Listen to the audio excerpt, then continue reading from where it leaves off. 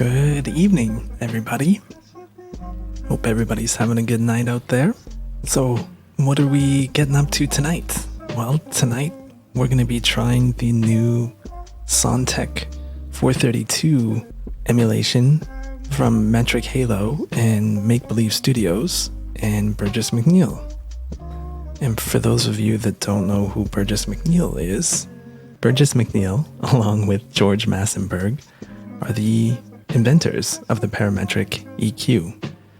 And the Sontec EQ came out in 1972 and is a legendary EQ in the audio world, in the recording world, and in the mastering world specifically. The hardware units of this go from anywhere from $20,000 to $30,000. The vintage units go for an incredible amount of money. Very sought after piece of gear and very legendary. So interesting to see that this came out, and I haven't seen Metric Halo put anything out in a while. And actually, somebody on the YouTube channel hipped me to this, that this came out, which I'm incredibly grateful for. But yeah, Burgess MacNeal, one of the inventors of this EQ. This has got his approval. Metric Halo, which if you don't know Metric Halo, they are a long-time hardware and software developer based out of Florida. I mean, if you've never played with the Metric Halo channel strip 3, I mean, this is a pretty legendary channel strip. 10, 12 years ago, this everybody was using this. This was, if there was a Hall of Fame for plugins, this would be in it. Vintage digital. I mean, still sounds incredible. Still lots of fun to use. Sounds great. But yeah, Metric Halo makes incredible stuff. I mean, if you've never tried any of it out, I highly recommend checking out their plugins. But yeah, so cool to see that they put this out. And then Make Believe Studios, I mean, I've only become aware of them because of this plugin, and they are a recording studio out of Omaha, Nebraska. They got a pretty serious setup in Omaha, and they've been making plugins for the last couple of years in conjunction with, or partnered with, Metric Halo. And they've got some interesting, very unique to them plugins, which is cool. Seems like Make Believe Studios has a lot of personality, which is awesome. So we're going to be checking out the Sontec 432 emulation, which is supposed to be a one-to-one emulation of the Sontec EQ. And we're going to put it through its paces, see how it sounds. And then once we've put it through its paces, we're going to do a little bit of a comparison against other Burgess MacNeal and George Massenburg inspired emulations. So we've got this Sontec 432. We're going to check out the AMEK 250, which is an emulation of the Sontec 250 EQ. And this just came out in August, and I reviewed this thing a few months ago. Sounds great. And then we've got the Green Zen from Acustica Audio, which is set up off of based off of a Massenburg GML EQ. And then we've got the T-Rax IK Multimedia T-Rax EQ 432 as well, that we're gonna shoot out against. So if you haven't been on the channel before, if you haven't been on the stream or the YouTube channel before, I haven't heard this thing at all yet. The whole point of it is for me to work through it in real time with you folks and see how it sounds, see what I think and feel about the plugin as I'm working through it. This is a pretty straightforward plugin, so I'm not gonna get lost here. We're not venturing into new territory here.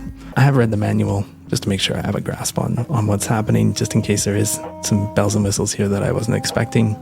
And there's some cool stuff in this, and we will get to the manual in a minute here. But before we do that, I have my own little nerdy checklist that I like to go through before I hit play on a plugin. And it's just things that I'm looking for, things that I'm trying to find in plugins that suit my workflow. I'm all about working in the box. I'm all about creativity. I'm all about workflow. It's just things that I want to see. And yeah, what are those things? Well, the user interface, which has already been brought up here, which is great.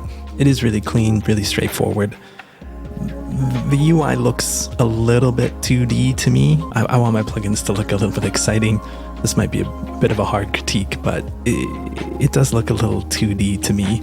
It's very clean, but I feel like it could pop a little bit more. Like if we look at the AMEK, there's a little bit more dimension to it. We look at the Green Zen, there's a little bit more dimension to that. Just looks pretty clean, pretty straightforward, pretty basic, which is fine. But I feel like there could be a little bit more pop to it. But it looks exactly like a Sontec 432, one-to-one emulation. So no problems there. And then the next thing on the user interface, and I already had to do this, is whether or not you can resize it. It comes in pretty big actually.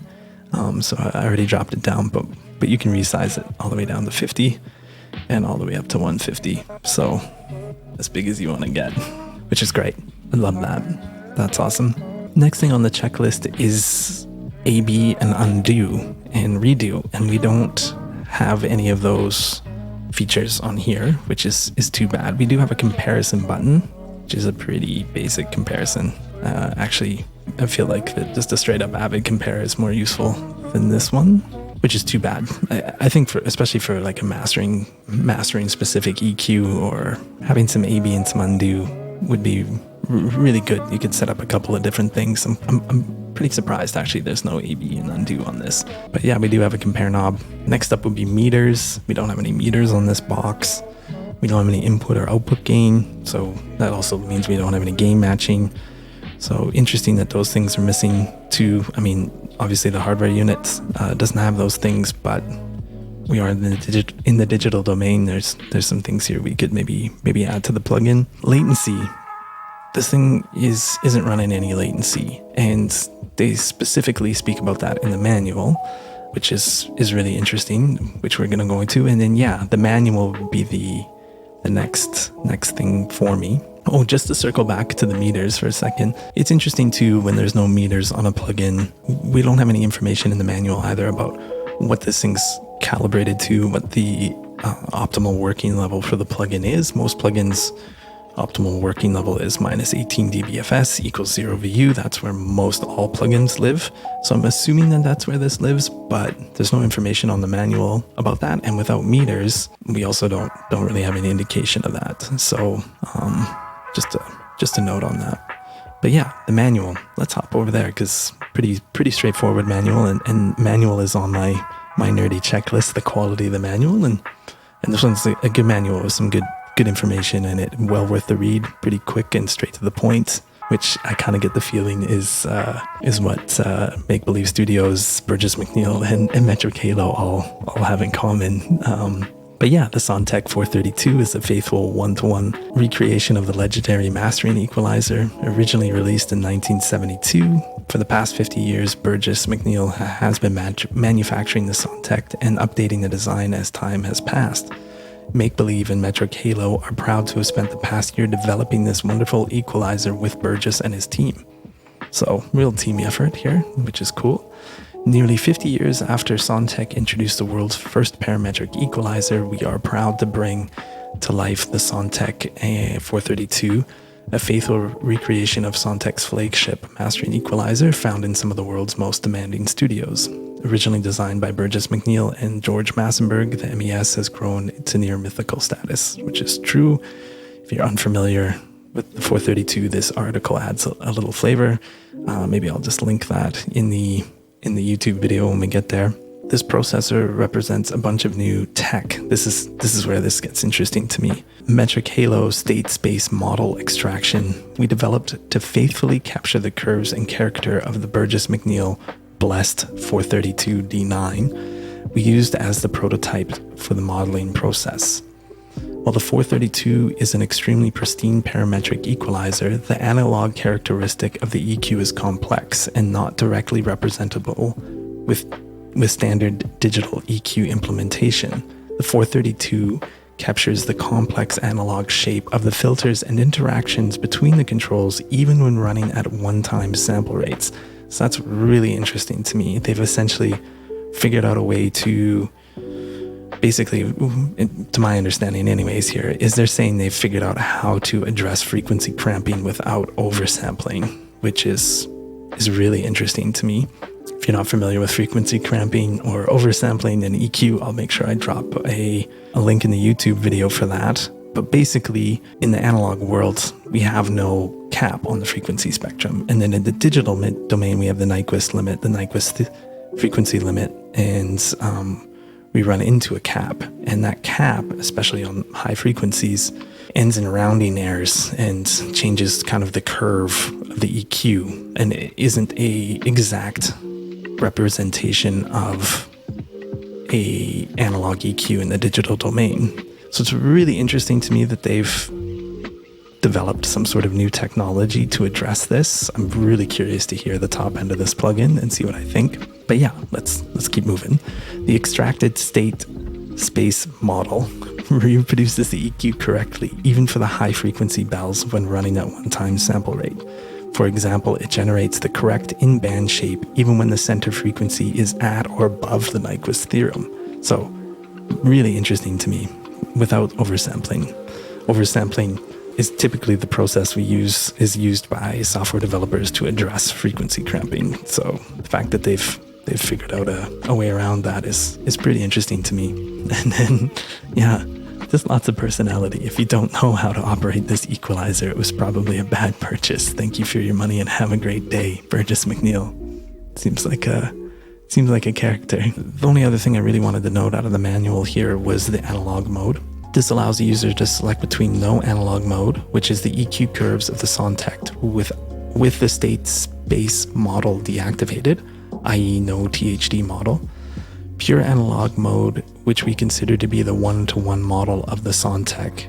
Aggressive mode is a model that incorporates the sound of the analog to digital conversion process. So maybe we're pushing converters a little bit, maybe a bit of soft clipping or something. I don't know. I wish they expanded on that a little bit. So the track we're using is Home Again by Lyra Brown, off her last record, Tin Girl. So first thing that I'm curious about is the null. Does this thing null? We're in the pure analog mode to start, and I just want to see if it nulls.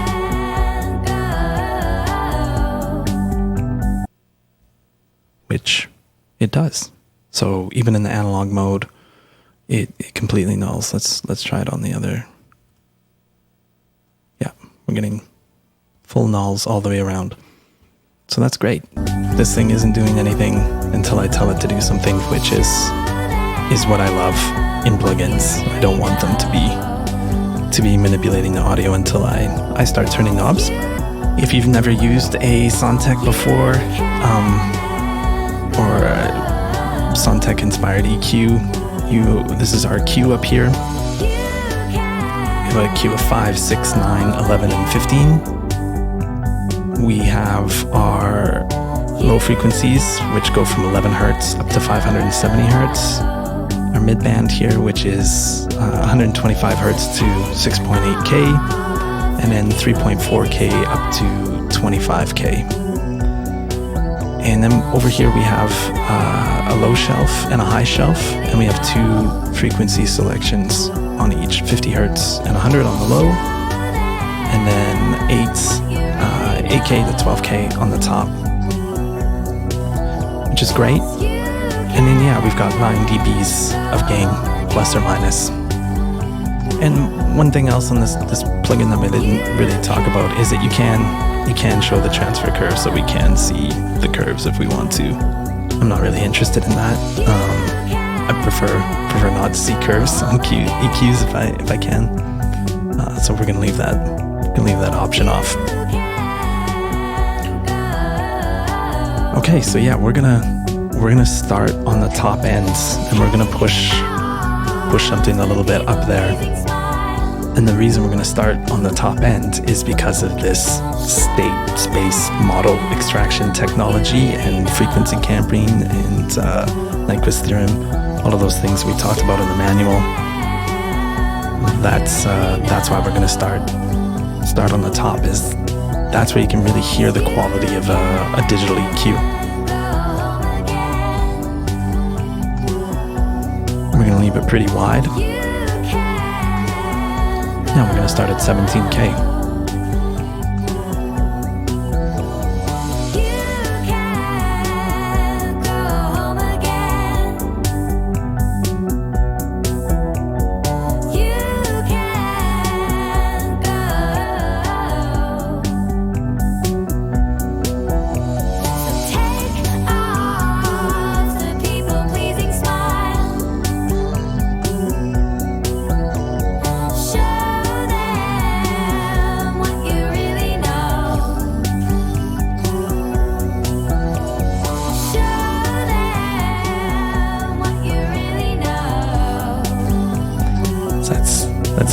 Bs at 25K. That's pretty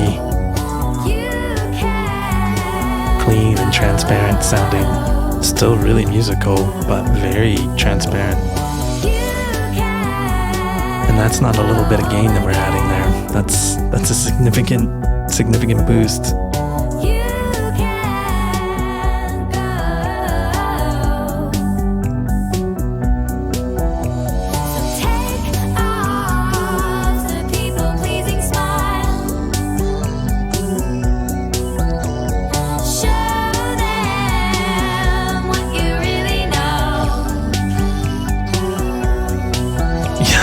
Brendan, super impressive.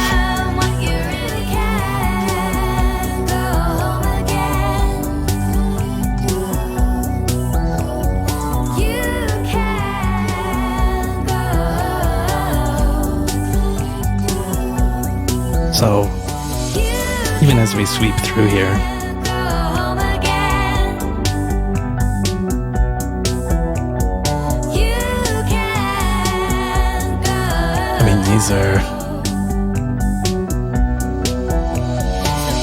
we're in some pretty harsh territory right here. Typically harsh frequencies, boosting the 3Ks at 90 Bs, and none of it is sounding harsh.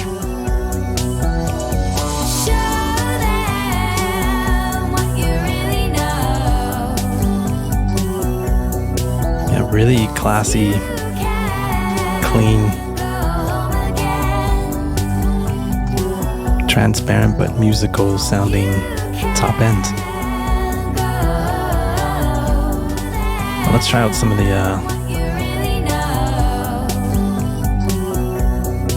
different cues here.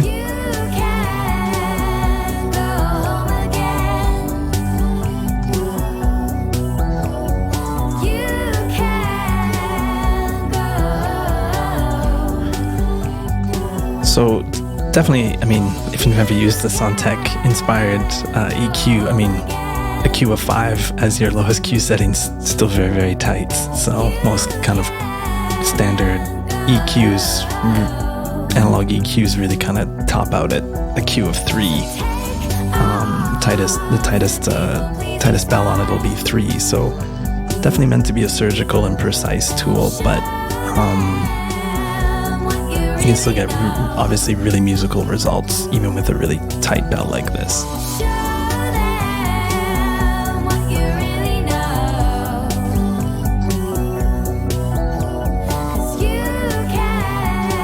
And as we move up, you can just hear that it's focusing a bit more.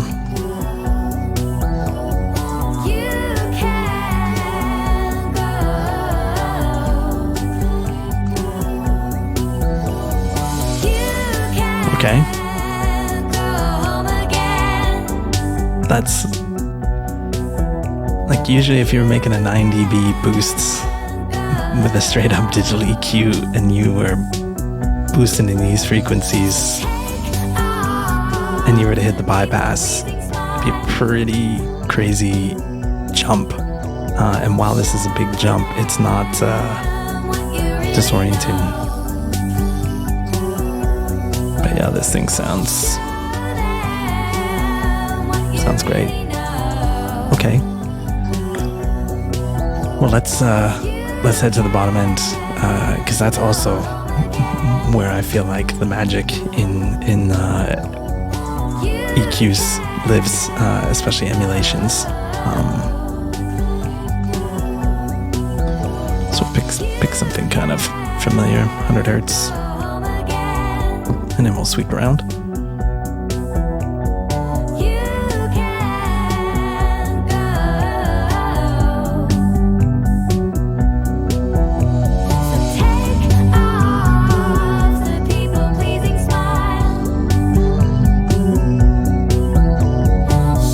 Very pristine sounding. There's a real class to this EQ, you can tell right off the bat.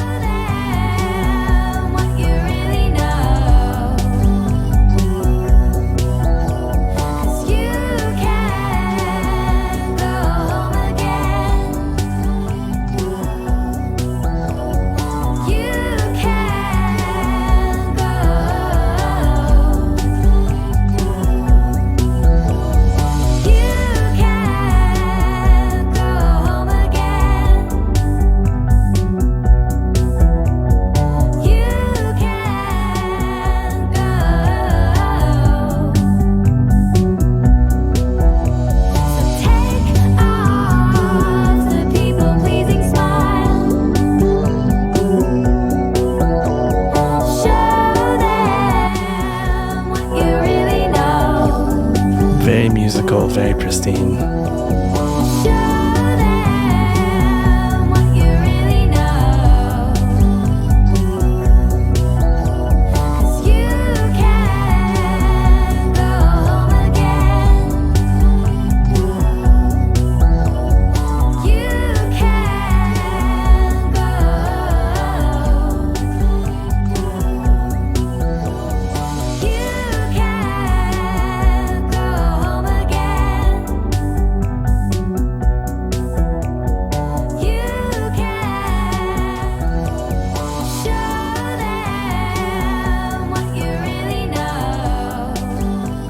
I guess I didn't even really look at the cuts. Maybe we should go back to the top end too, but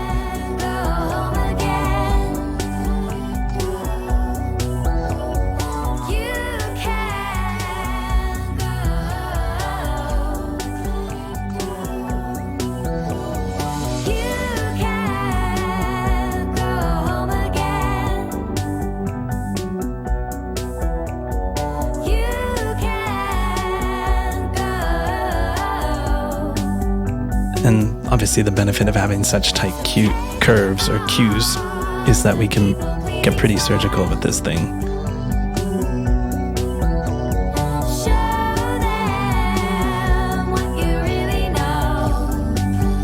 Like 140 seems maybe a little thick in this track. Just sweeping through that frequency that kind of just jumps. We can just pop that into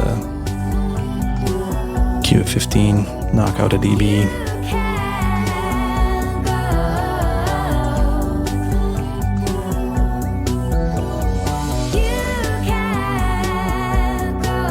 Cleans it up really nicely.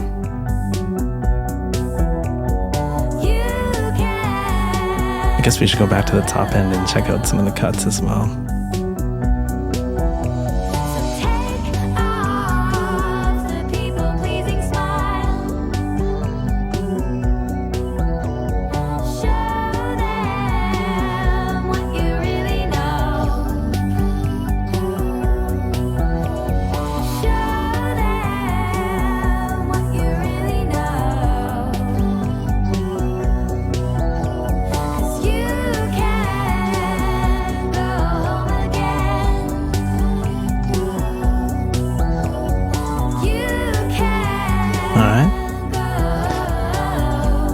Check out the mid band.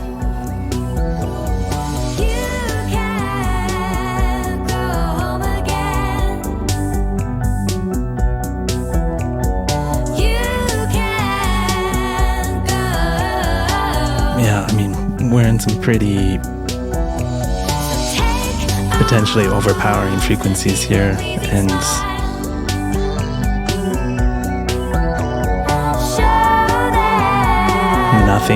nothing harsh about it at all.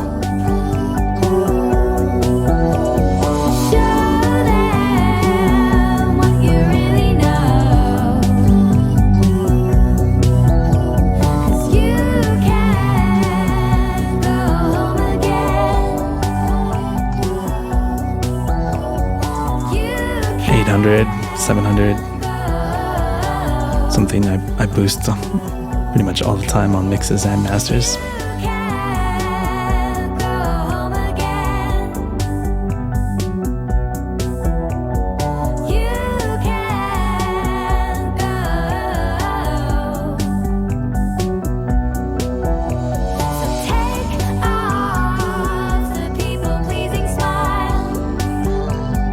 And I mean, I'm exaggerating the EQ right now, but typically using the EQ like this, and you're going to be more the end of a mix or mastering. I mean, certainly you could use this in production and mixing, but more this is a tool I would lean to more in mastering. And really, I'm not looking to go past 2 dBs. I feel like if I'm going past 2 dBs of anything in the mastering stage, it might be better addressed actually in the mix.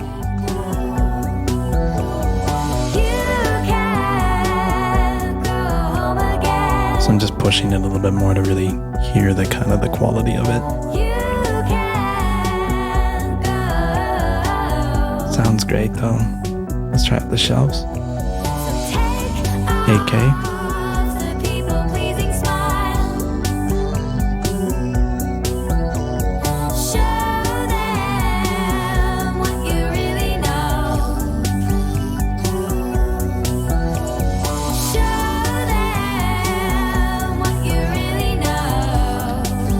It definitely has a real analog feel to it. To me, it's like we're pushing 7 dBs at 8K.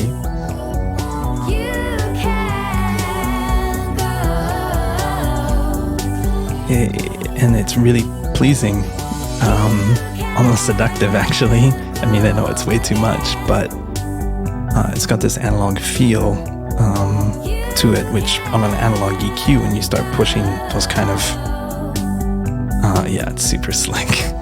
When you start pushing that kind of gain and you start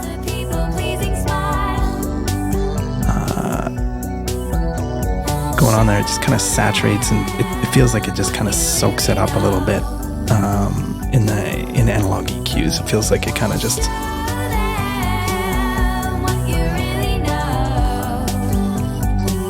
saturates a little bit, which is kind of the vibe I'm getting here.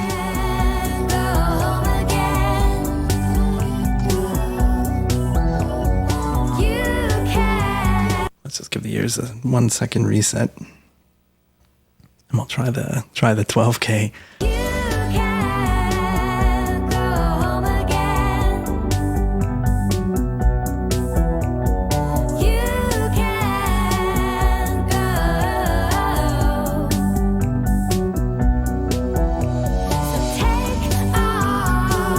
I mean, you can just really hear it on those hats, and just the air that it brings up.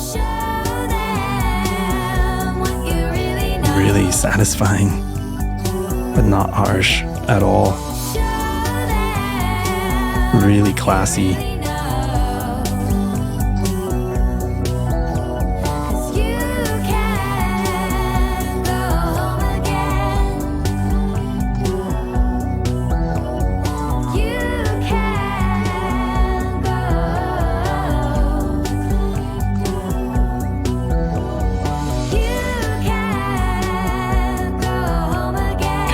Let's try out our low end 50 hertz.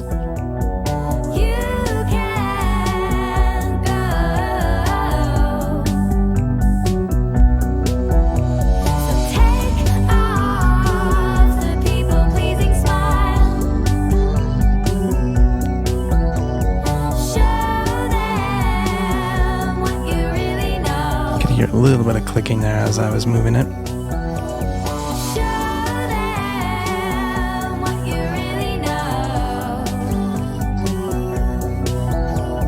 And 100 hertz.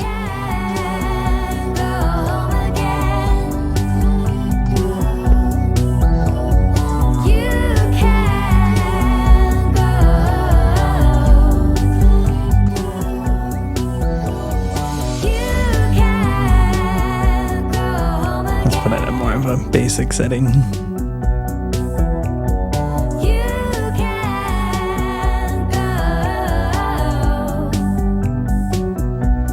50 hertz.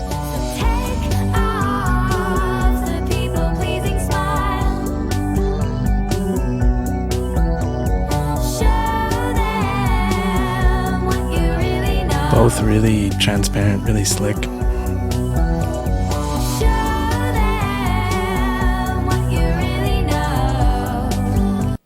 Okay. Initial impressions are this thing sounds pretty deadly. So I think what we'll do now is we'll just kind of get some basic settings going on it, maybe exaggerate it a little bit so you can really hear it, and then we'll try out the 3 different modes. We'll try out the, what are they called again? No analog model, an aggressive analog model, and against the pure analog model. So we'll see what that sounds like. So we'll get some basic settings happening, see how it feels, set up the other options, and just do a quick A/B between them.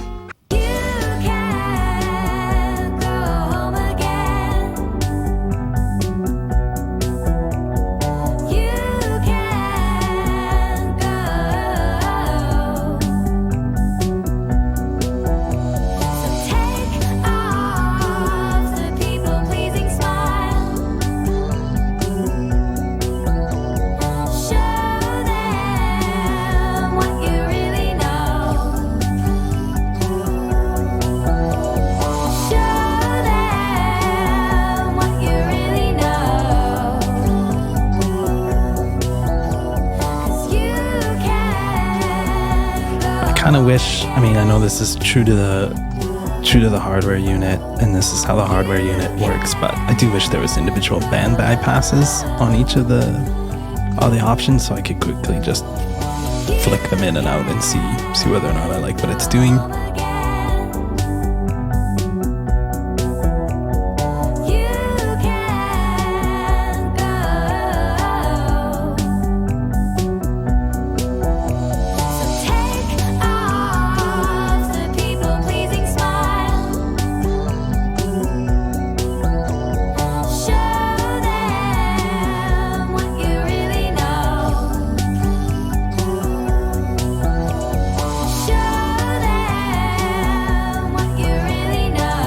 Slightly exaggerated here, but good enough for our purposes. So,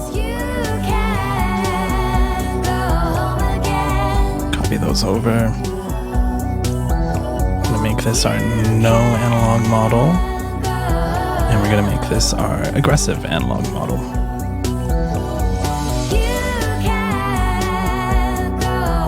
And we don't really need to worry about these game matches at the moment.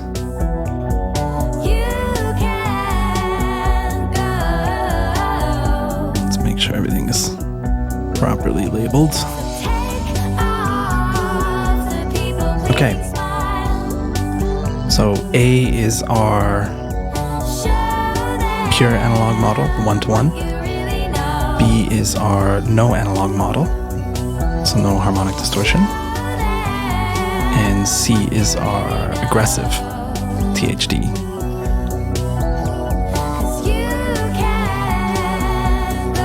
Probably not going to talk much here while I'm switching, so just keep your eyes on the screen.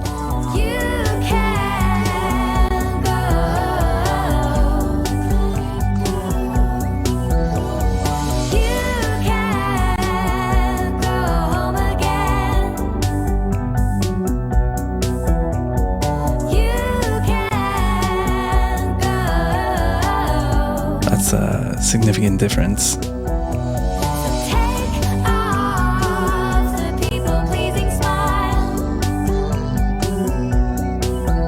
Go to that no analog, it just loses all of its vibe and its mojo.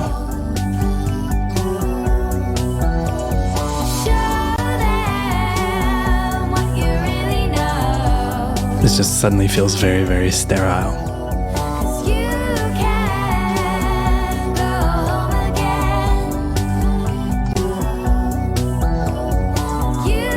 This just feels lush and pristine. Okay.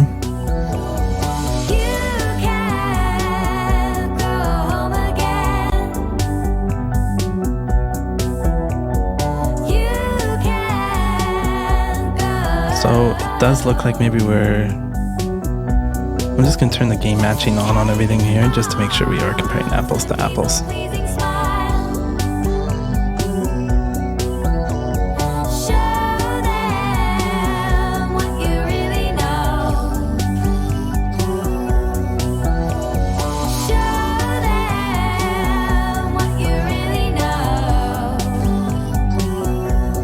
So we're on the aggressive right now.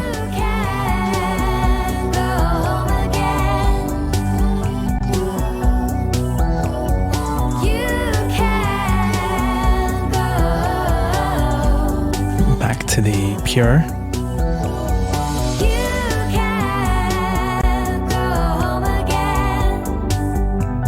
It's definitely a little bit more pushed. A little more density.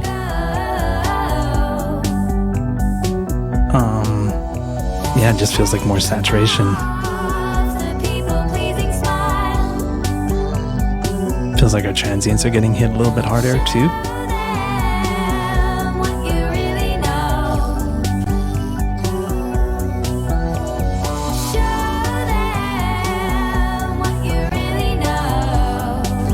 Yeah, just a little bit more attitude to it. A little darker.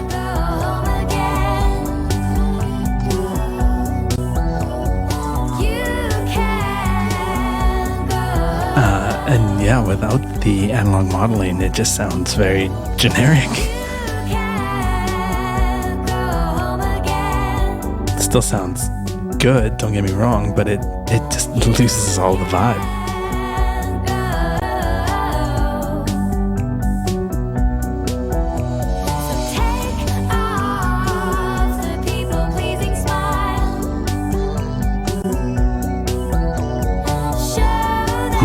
Very interesting. So the aggressive, definitely aptly named, properly named. It does feel like we're just pushing the unit harder or pushing the converters harder. Just maybe working into some soft clipping, limiting, which is very much a common practice in the analog mastering domain.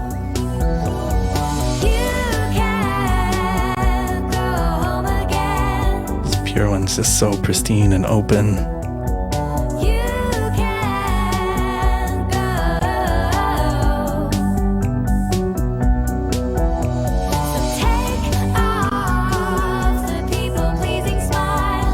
And it just kind of feels like the bottom falls out because we lose a little bit of that harmonic distortion, the THD. We just lose some of what it's doing to the dynamics and the density of the track. Okay, well, this thing's just pretty impressive modes, the pure and the aggressive. And of course, if you just want the no analog modeling, you can have that, but I'm not really sure why you would buy a plugin like this and then turn off the analog modeling. You might as well just use a Pro Q or a Kirchhoff EQ. So yeah, we're going to head into the comparison part where we're comparing it against other Sontec inspired and Massenburg inspired emulations. And I've done my best to come up with some settings. I came up with some settings on the Green and the AMEK that I really liked, and then just ported them over to the Sontec here. The hard part is that some of these cues that are available to us in these emulations are a little bit different. So this isn't going to be a one-to-one comparison. It's going to be a vibe comparison. So we're going to have to hear through some things. We're not going to be matched on curves, on cue settings in particular. The Green Zen and the AMEK 250 max out at a Q of 4, which is under where the Sontec obviously goes. The Sontec's lowest Q setting is 5.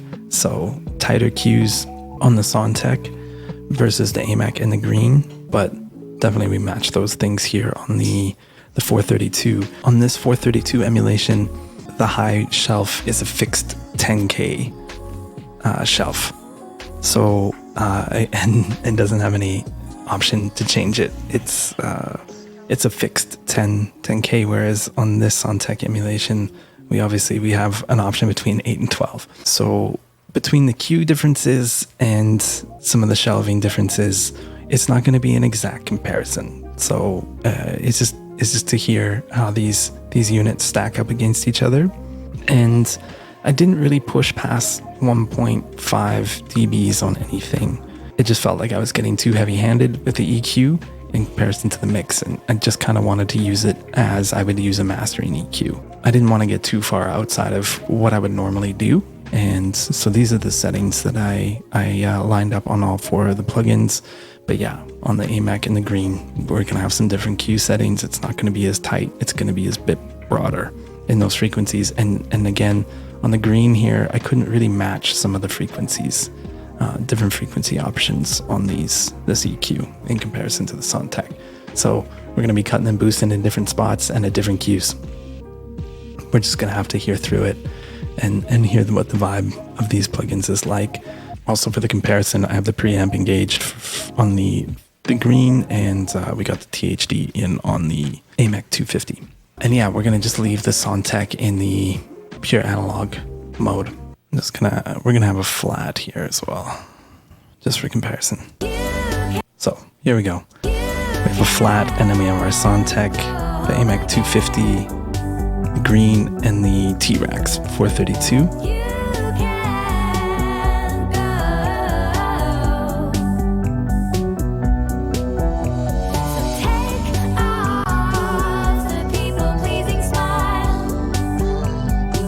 And And just that right there, that's a jump that it just feels too bright to me.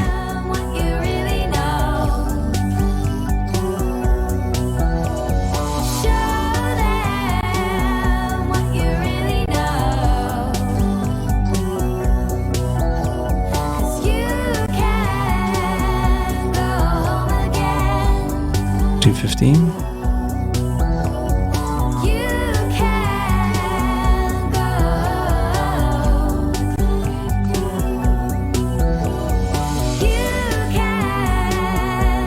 Green.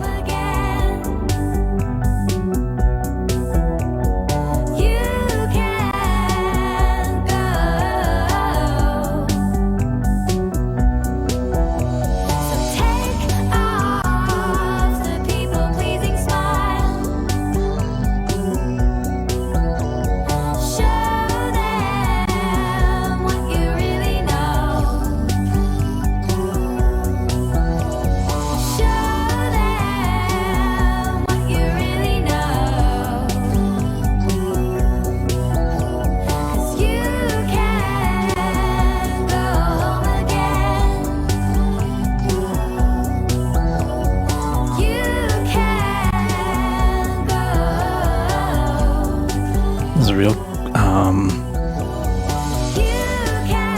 yeah, pristine, I guess is the word.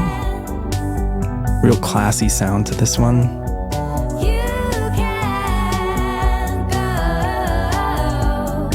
The top end is really detailed and opened.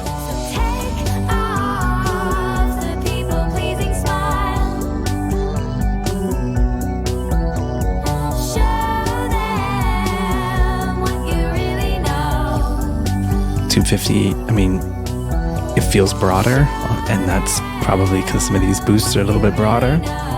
Feels a little warmer to me.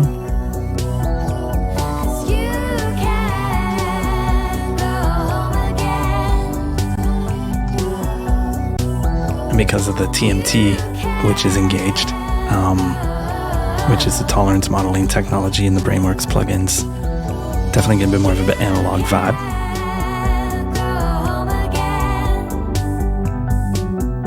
And it just feels like it's hitting the transients a little harder. It feels like we get a little more density here.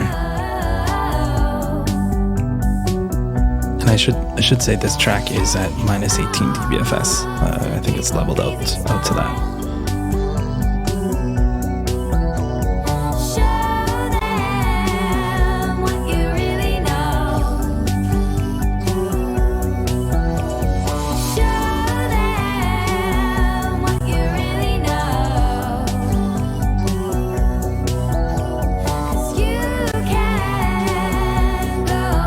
The green again feels a little broader to me, and like a little warmer maybe in some of these boosts because you know, especially that mid-range boost 760 is just not at as tight of a curve. So if both the 250 and the green sound a little more warm and gentle to me, and that's because of these cues, I'm guessing.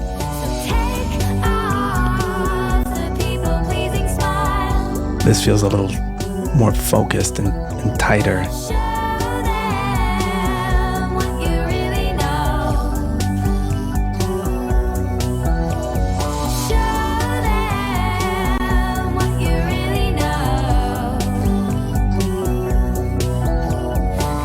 The green sounds great. Definitely it's got that Acustica vibe to me. And I say this about all Acustica plugins. There's just like, it feels like there's just a bit of a smeariness there to them. Musical smearing. It's really pleasant, but like when you click to this just feels like really open and clear. The Sontec.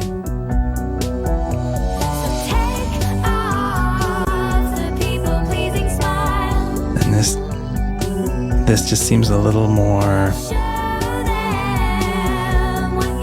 well, to me it sounds actually more like the aggressive model of this. Let's pop this into aggressive.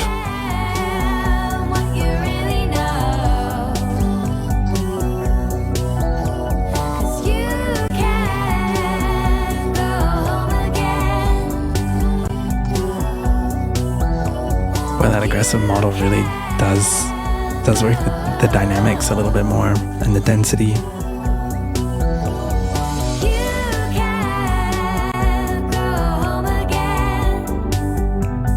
Green feels really musical though. Let's drop the pre-out on it, and we'll go back to our pure mode here.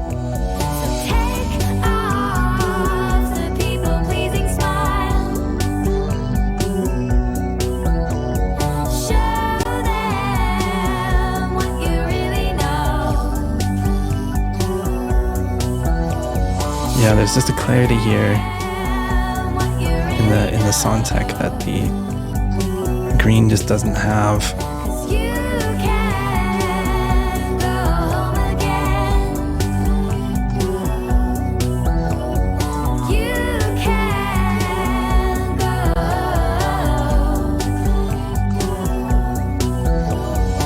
And the T-Rax here just doesn't quite feel. Sorry, to me it doesn't quite feel fair, because I think that 10K shelf is interfering here in our comparison.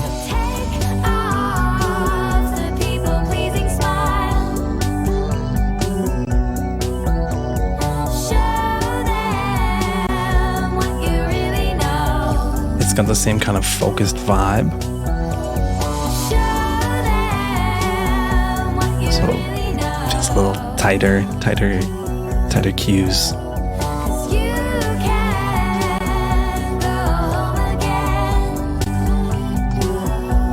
But we're missing, I think, some of that THD. This feels a little bit more to me like the no analog model of the Sontec. It's definitely got some vibe. But I think out of the options here, this one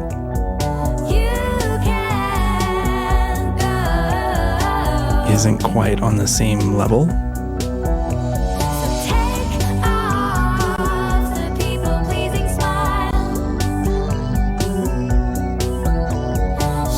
This feels a little thinner to me. Not by much, I mean.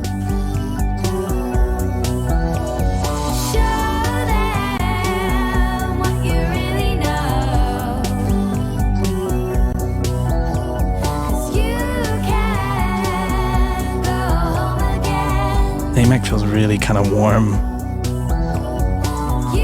Feels a little bigger in the bottom end, a little rounder in the bottom end.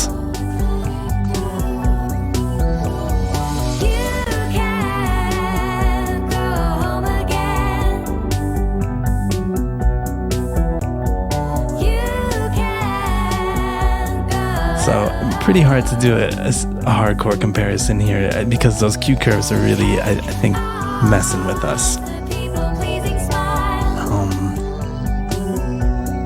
That the green and the AMEK are a little broader, and the Sontec and the T-Rax are a little tighter curves, a little more focused. So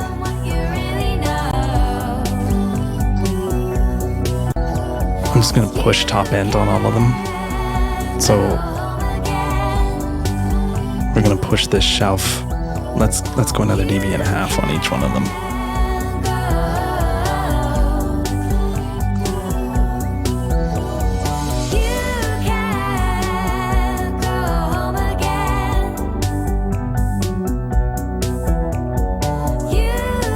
I think this is going to be really unfair for the T-Rax. I apologize, T-Rax.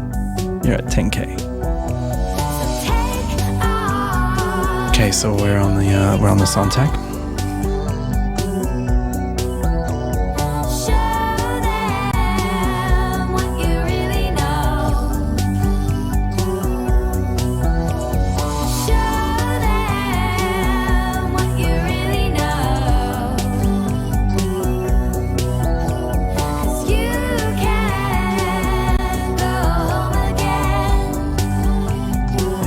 Feel that that's getting down into some of that 4K stuff. It's getting a little bit, yeah, 3K, 4K.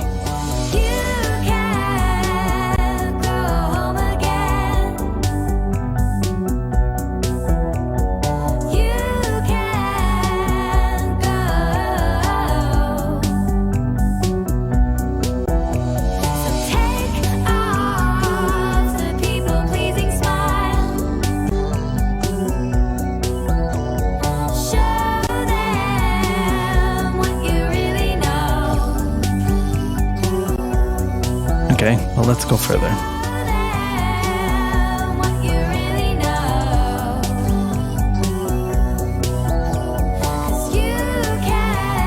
6 dBs.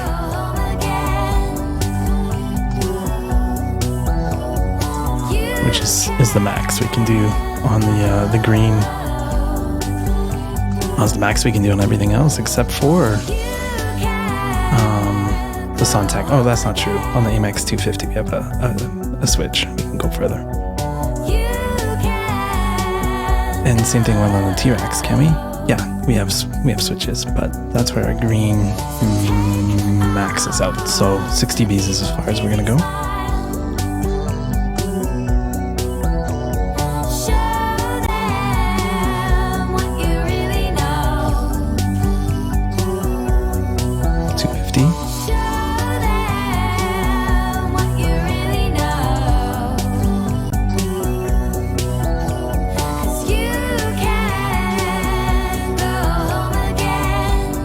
Green.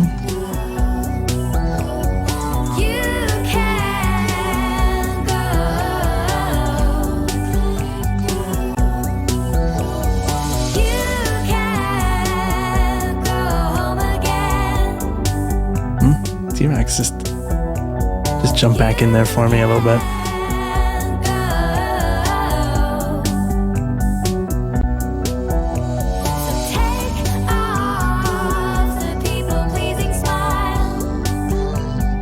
Really articulate, the Sontec. It's really articulate, but not piercing or anything, not clinical.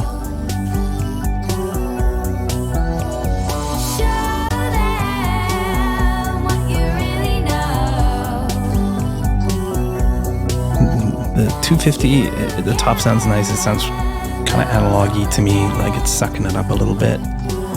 The bottom end just feels a little bit bloated to me, though.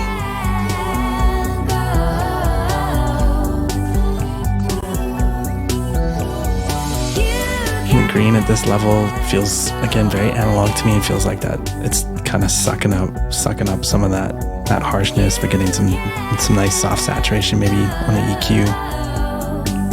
And we're getting some of that articulation.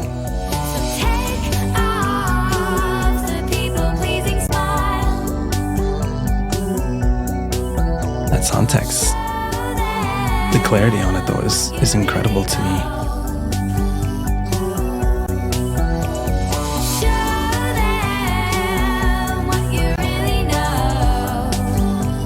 Actually, the T-Rex sounds pretty nice here, pushed all the way too. Again, we're getting down into some more of that 3K, 4K range. You can hear that. Getting a little bit more of the vocal, which maybe is what's exciting me. Like clarity on the vocal.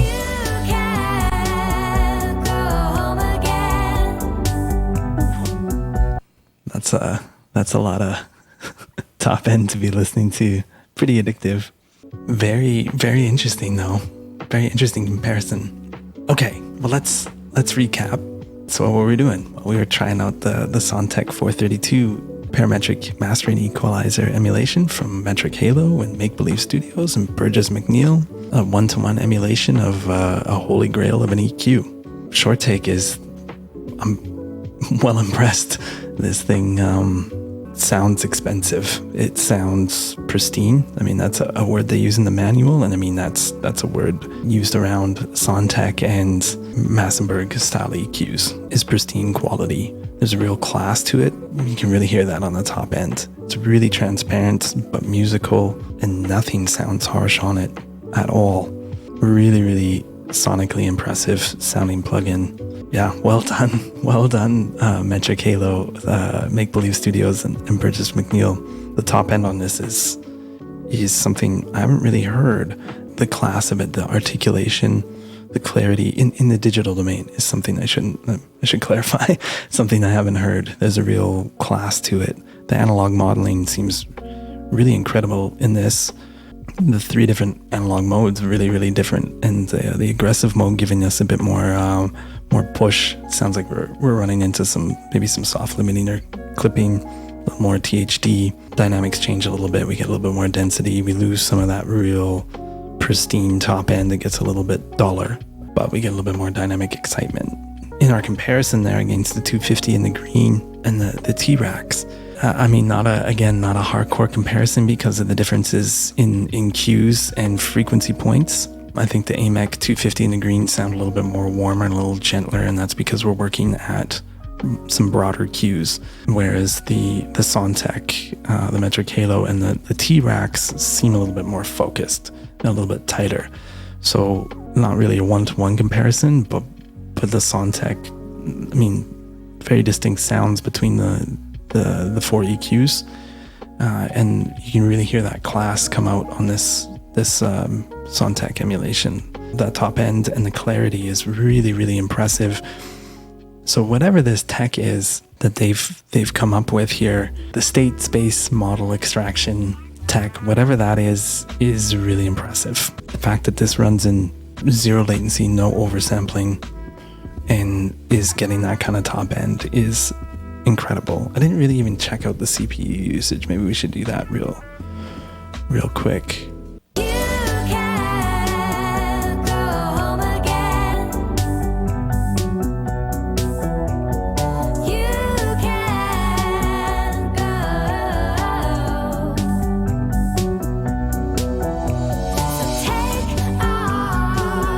So 5% of my CPU for an instance.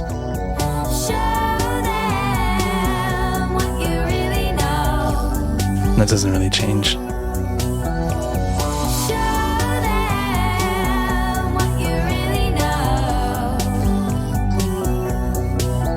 Impressive. So yeah, whatever the state space model extraction is, and low CPU usage, no oversampling, that's some serious wizardry to me. It sounds incredible. I don't think I've heard a EQ that's not oversampling sound that good. So really impressive. So sonic quality so far. I mean, in my quick trial of this tonight, this thing gets great marks. It sounds incredible. My only kind of things that I would like to see are all flow based out of this plugin. I'd love to see AB and undo and redo. I think that would be an incredible upgrade. Some meters and input and output knobs would be incredible, and then maybe some information about whether or not we can drive this plugin in the pure analog mode and the aggressive analog mode. Like if we're hitting it a little bit harder and gain staging into it a little bit harder, is that going to change how it's reacting? It's not something we tried here, but it would be way easier to experiment with that if I had an input and output knob. And meters and gain matching, I think those are some real great things that I would love to see. The user interface, it's pretty big and it is resizable, so that's awesome. I kind of really like how this T-Racks one is though, and it's just one side.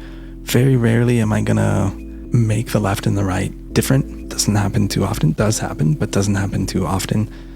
So maybe if I had the channels linked, maybe it was just one of the EQs. This is totally personal preference here, but it'd be cool if it could kind of fold in half. This thing's pretty big. That's a really picky thing. Like, let me be honest, that's me getting pretty picky in there. I'd love to see band bypasses. I know it's not something that exists in the analog unit, but the ability to turn a band on and off for a quick comparison would be great. And if that's not there, then obviously the AB would be really helpful in that regard. So the compare is there, but I just think it's an easy thing to have on there. And then mid-side, I think mid-side would be a cool feature as well on something like this. Again, not something that's not how the hardware is built. But yeah, so my only sticking points with this thing are the workflow and digital domain things that I think could be taken advantage of. This thing lives in the digital domain. I think having some of those extra features would be really great. But yeah, this thing sounds great. Whoever recommended this on the channel, checking this out, I'm gonna have to go back and look for who recommended this, but I really appreciate it. This was a real treat to hear. Definitely a clarity on the top end that I've not heard in the digital domain before. And yeah, thanks for tuning in. And if you're catching me on YouTube and you're enjoying the content, please drop me a subscription. leave your notifications turned on and or turn your notifications on, I should say. And yeah, drop me a comment. Let me know what you think of this thing, and in the comparison, see what you thought of the little ABCD we did there against 3 other plugins. Let me know what you think. That's gonna do it for me. Thanks for tuning in. I really appreciate it. Have a great night.